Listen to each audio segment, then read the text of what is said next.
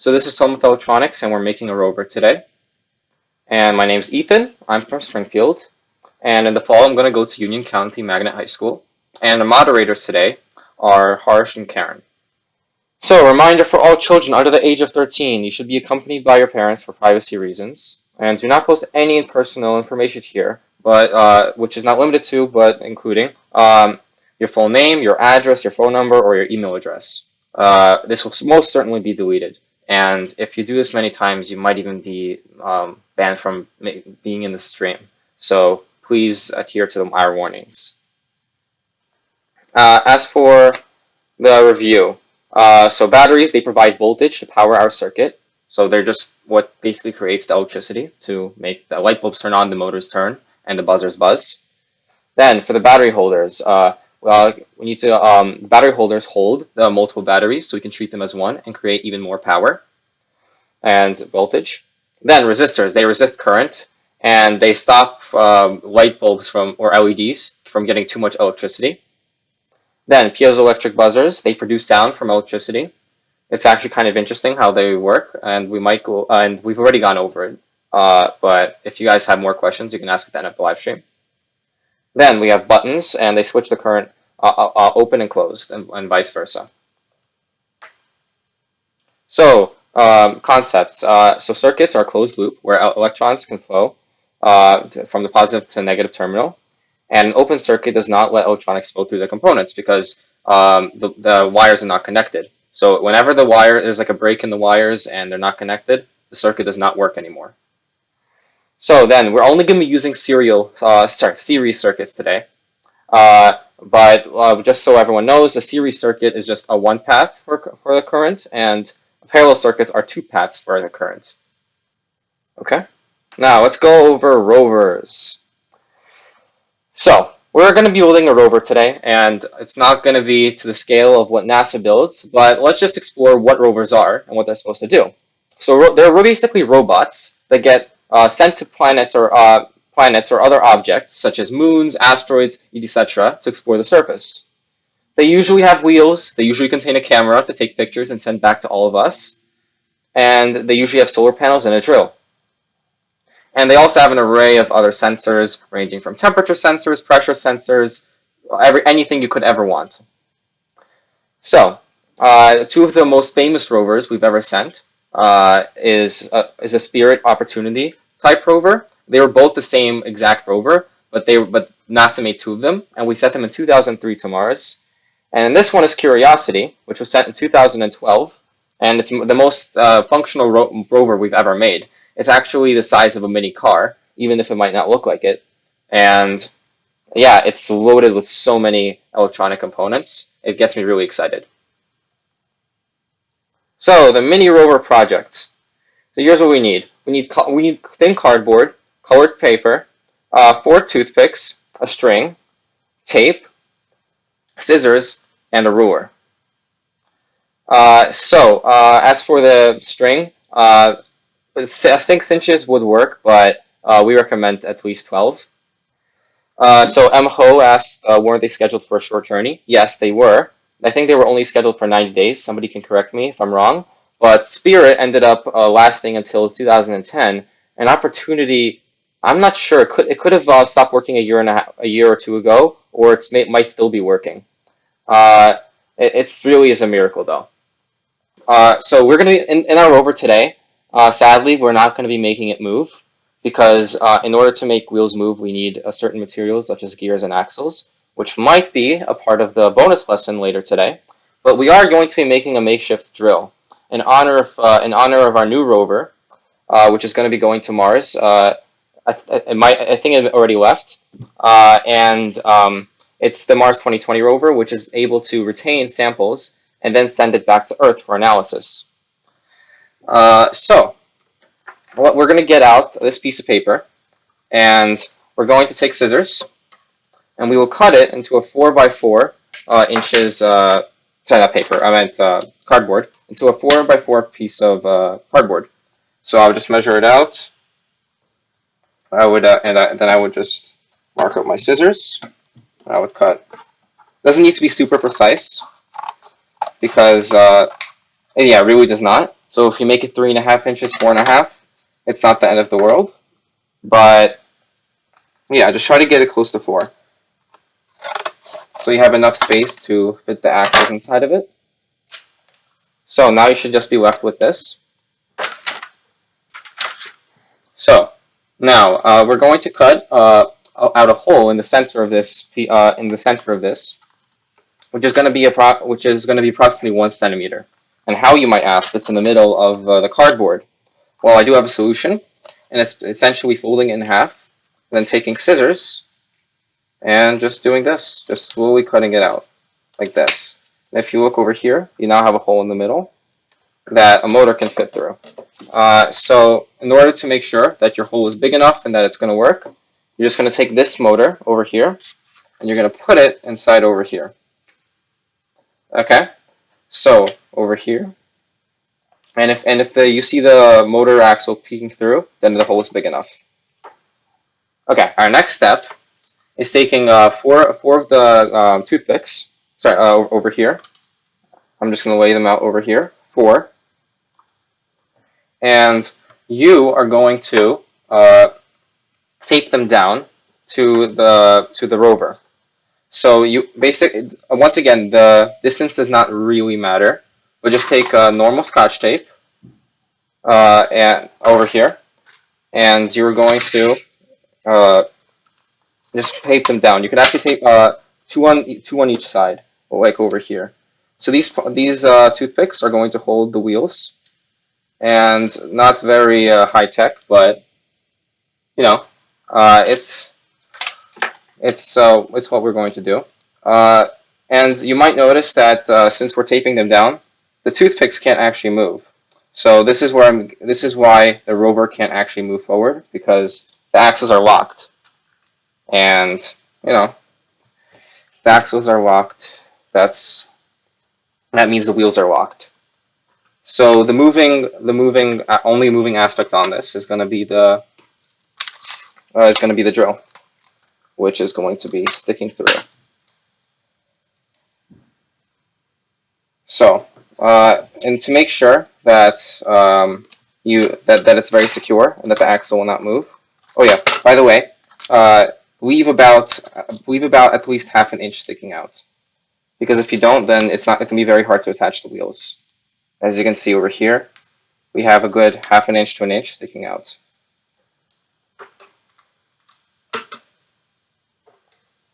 And I'm just going to put extra pieces of tape on it. Okay, so I think it's secure enough right now. And I'm going to take the motor now and just put it inside of the hole that I so diligently made, and I'm just going to tape it in there. So I'm going to actually try to make sure that this is being held in the air, because if you put the motor inside, then the ground will push it up. So just hold your cardboard in the air, or hold it to the side. Take a piece of tape and just tape the motor down, and use a lot of tape, because this is going to be actually upside down. So this needs to fight the force of gravity in a couple of minutes, and the force of gravity is a little bit strong because it keeps us all on the ground.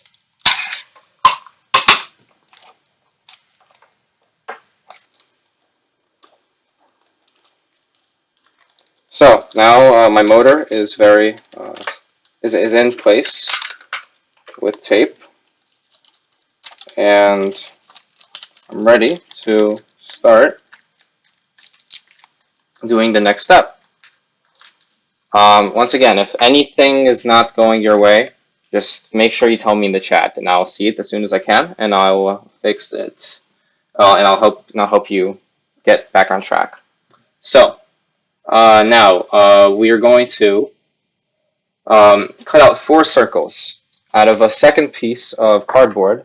It's going to be thin as well, and preferably it's going to be this part of the same one that you used for your 4x4 inch base. So you're going to take this cardboard, and you're actually going to cut little wheels out of it. So these wheels do not have to be tailor-made. They don't have to be perfect size, but their diameter should be approximately, and it's just only approximately, about an inch. So as you can see over here, there's the wheel, and I'm just going to keep on cutting it out.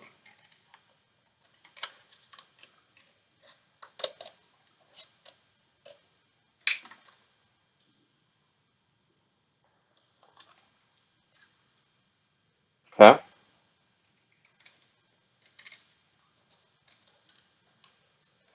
So once again, I just want to make sure that everyone understands these wheels are not meant to move. They're simply just meant for aesthetic purposes, because we can't have a rover without wheels. Unless, of course, you're actually the Israeli Space Agency, which made a quote-unquote rover that tried to bounce around on the moon without actually using wheels. The rover didn't actually end up landing because it messed up its entry burn, but you know, we always like effort by other countries in the world to explore space and test out their engineering skills.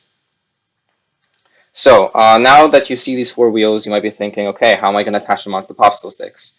And usually, I'm not sure about the type of cardboard you have, but it's very hard to put it on a popsicle stick. So essentially, we're going to do the same method that we've done with the bigger base, and we're going to simply fold this wheel in half, take a scissor to it, and make a really small incision. So small that you can barely see a hole inside of it, like so. And look, actually, I didn't even make it big enough. I made it too small, but okay, now it's good enough. So now we have an incision, and we're going to take this and put it on, and make sure that you don't make sure that your wheels get onto the thickest part of the toothpick, or else they're very likely to slide off. And unless you want to do extra measures to tape them down, this is the best way to ensure that the wheels will not slide off. Sorry for my head blocking it. I just saw it. So 20 seconds ago, my head was blocking the view. Sorry. So I'm just gonna quickly make these wheels, and when someone finishes, you're free to tell me, because I know this is a bit tedious. It might take a little bit of time to actually cut out the holes and put them on.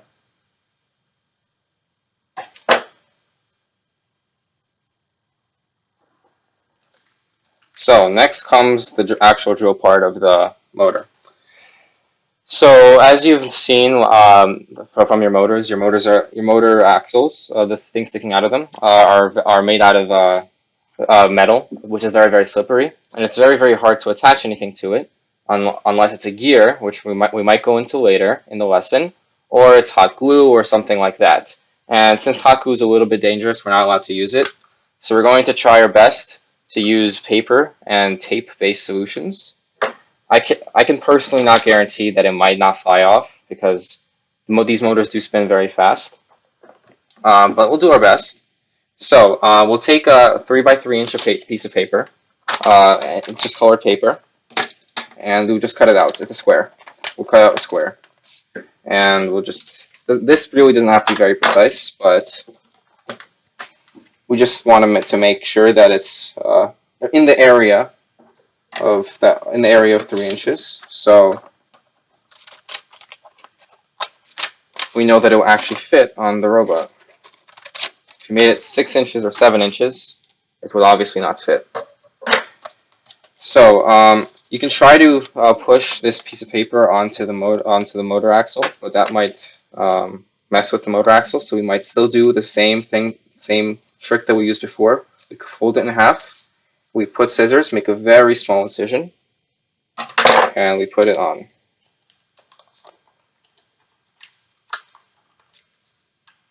So now that it's on, in our best efforts to keep this piece of paper on and to not fly off, we will just use tape, and lots of it.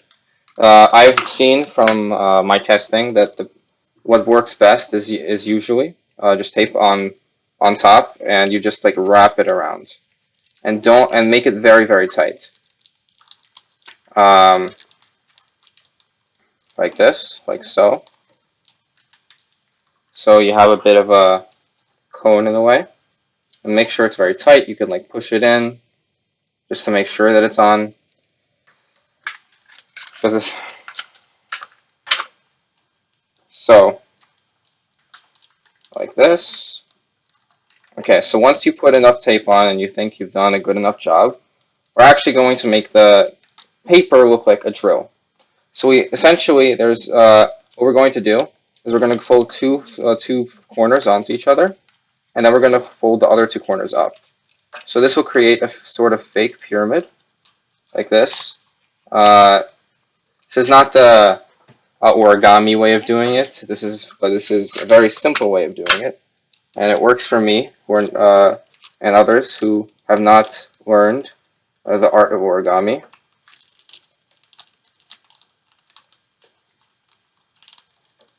So you just put a piece of tape to wrap around the pyramid, and eventually you will have your origami machine, not machine, contraption. So let's take it over here, and now once we've actually put it on, our car in theory is all mechanically built, except for our two pieces of string. But we will put them on later. We will now work on the electronic section of this build. By the way, if anyone has any issues with making the pyramid at all, just tell me. We'll try to work through it together. We know we're not working with the best possible materials here, but hopefully it'll work. So now I'm going to take out these electronics: battery, 3 wires. See, 1, 2, 3. A button, and that's about it. So once you have all of these things out, the first thing you will do is to put this button onto the wire that is going away from the red part of the battery. So you see red, and this wire happens to be green. So I'm going to put it on the end of the green wire. And after that, we will now, and then we'll connect the other side to the motor over here. So now you see that we have going from the battery up to the button, and then it's coming back through the motor over here, and then to the battery. So now we're going to connect the last string in this equation. That's the last part of this equation, and we will put the last alligator clip and connect the button and the motor. And now hopefully it will turn. Now if you would like, you can hang this. You can hang this little arts and crafts project on / electronics project somewhere on a hook or so on. And you have two options. So there's like a shelf near your hook or something. You can just put all the battery electronics there. And if there's not, then you could try to tape the battery and tape the battery on to the contraption, but make sure that it does not interfere with the movings of the motor. I'm not going to personally go through the taping of the battery and so on because I have a shelf right next to my hook.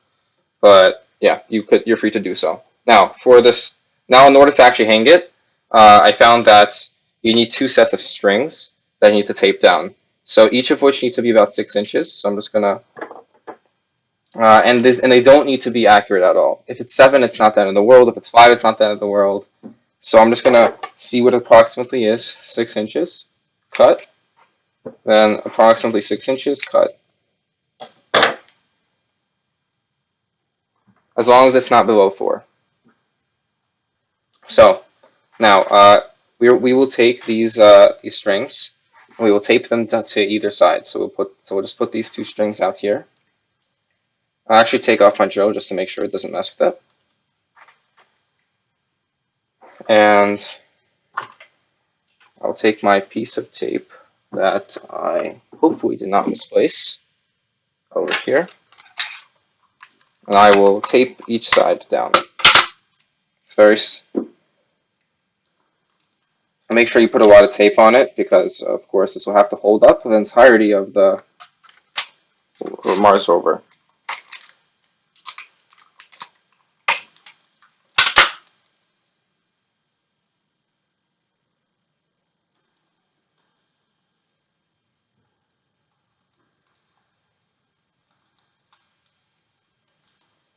Okay.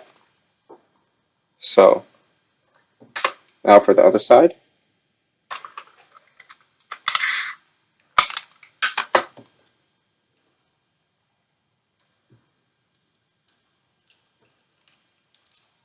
Okay, so we have this.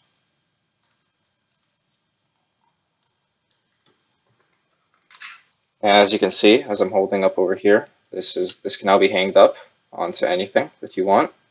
And if you press this, the motor spins, and over here you have your drill.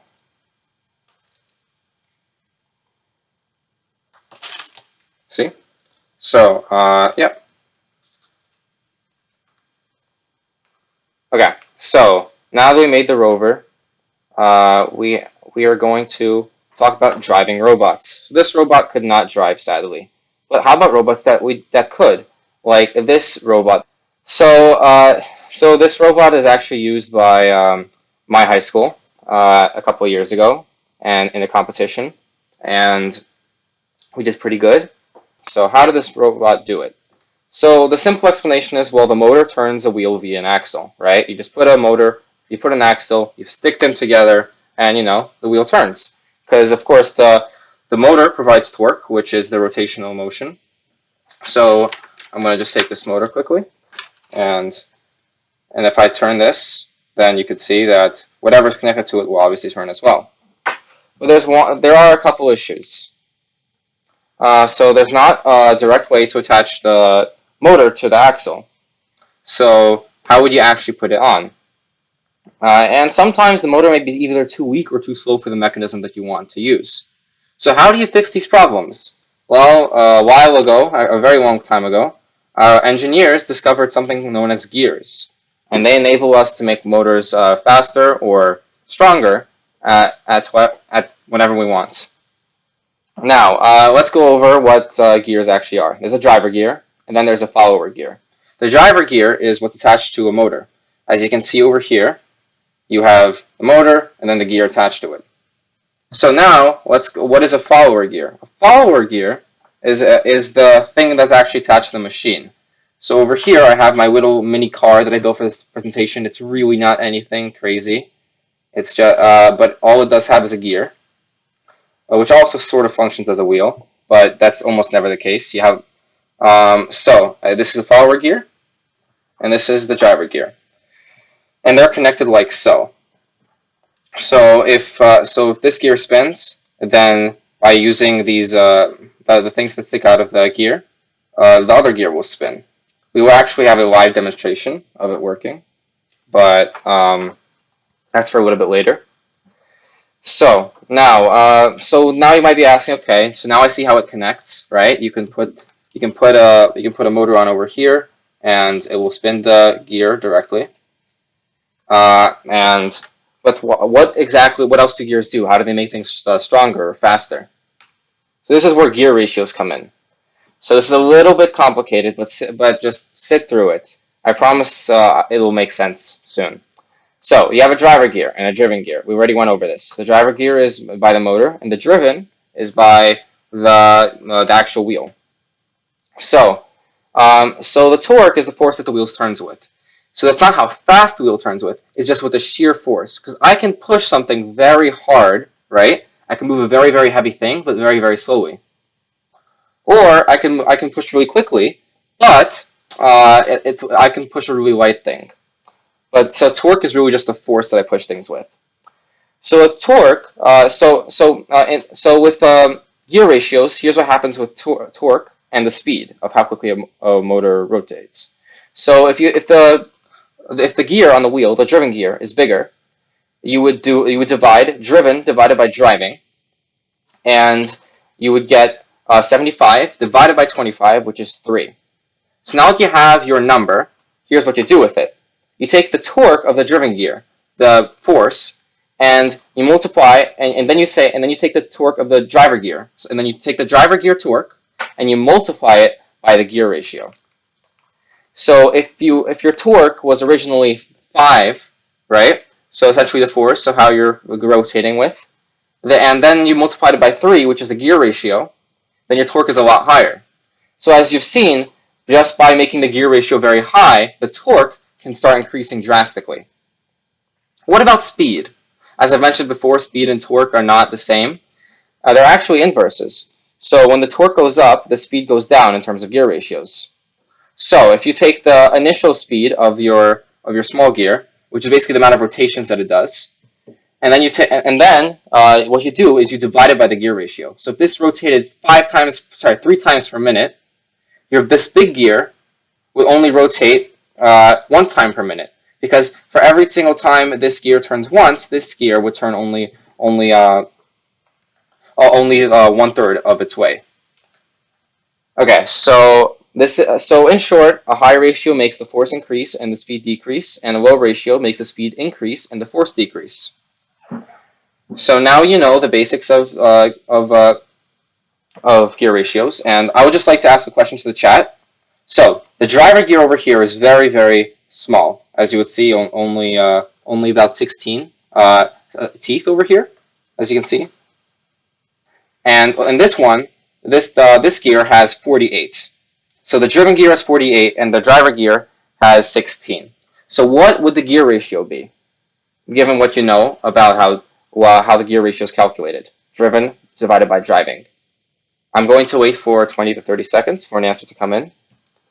It would be 3. 3 is the normal. 3 is the number that we go with.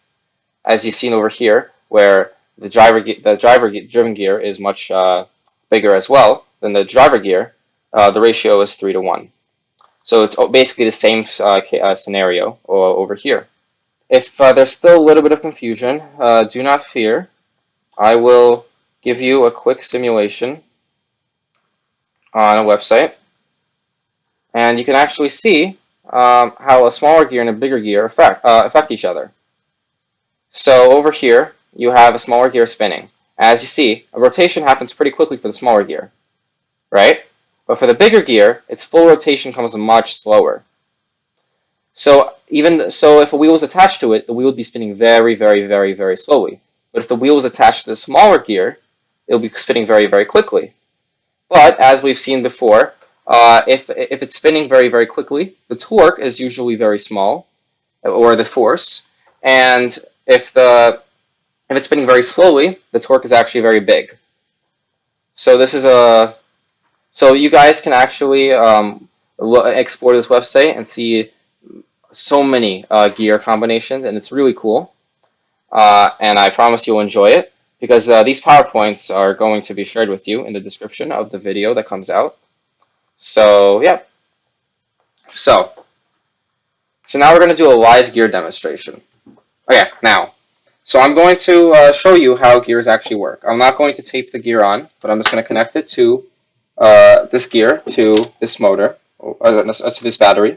Sorry, I'm going to connect the motor to the battery to make it powered on. And then I will let the gear do its magic. So I'm going to take these 2 alligator clips and make a quick circuit. So you hear the sound, right? As you see right here, this gear is spinning the other gear, and this entire axle is rotating. So over here, you see that there's this axle, there's this gear. See? So this is how gears work. And of course, you could have taped the gear over here if I actually spaced it out correctly, and the motor would just stay here, and it would just power the gear that's attached to a makeshift wheel. So this actually brings us to the end of our live session, and we want to thank you so much for sticking with us for 7 lessons, and we hope you had a lot of fun and you learned a little bit about electronics, gear ratios, anything that we talked about, servos, how origami, and so on. And I hope you enjoyed all the projects and so on. Uh, so we realized that this program is not going to teach you everything about electronics you need to know. There's always something more you can learn about. So we actually compiled an entire folder of the materials that we used, all of the PowerPoints, and even future resources that you could learn about, that you could use to learn about electronics. Of course, you can email us at all if you have any questions, and it's actually in this PowerPoint over here. There's a link to learning resources, a folder, and you will see that there's materials, there's presentations, there's the folder description, which is just the introduction to the entire big folder, and then there's going further. And going further essentially just gives you more things that you can learn about, such as potentiometers, gears, and Arduinos. And once again, we at the Fun Electronics team will be here to help you if you have any questions at all. Just email us, and we will, answer your questions, and we'll just do everything we can to help you. Our email will be in the description as well. Okay, bye guys.